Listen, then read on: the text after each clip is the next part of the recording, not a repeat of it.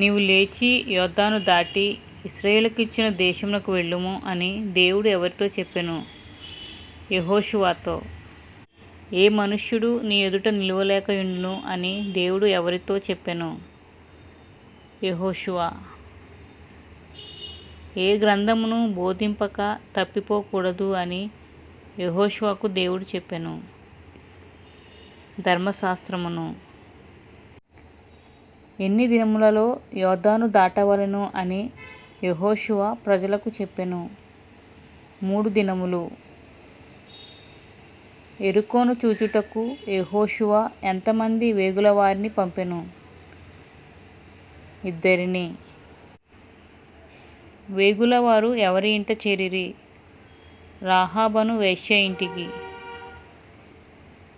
వేగులవారిని మిద్దె మీద దాచిపెట్టింది ఎవరు? రాహాబు. వేగులవారికి ఉపకారము చేసి తన కుటుంబమును రక్షించుకున్నది ఎవరు? రాహాబు. రాహాబు తన కుటుంబమును ఎలాగూ రక్షించుకొనెను? తన ఇంటి కిటికీకి ఎర్రని దారము కట్టి తన ఇంటివారినందరినీ తన ఇంట చేర్చుకొనెను. ఎవరిని గొప్పచేయ దేవుడు యొర్దాను నీళ్లను రాశిగా చేసెను? యెహోషువను. యొర్దాను నది నీళ్లు చీలి ఒక రాశి వలె ఎక్కడ నిలిచాయి? ఆదాముపురం.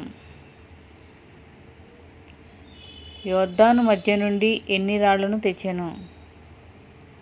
12. కనాను దేశంలో ఇశ్రాయేలీయులు మొదట ఎక్కడ శిబిరం వేసుకున్నారు? గిల్గాలు. యొర్దాను నుండి తెచ్చిన రాళ్లను ఎక్కడ నిలువబెట్టిరి? గిల్గాలు.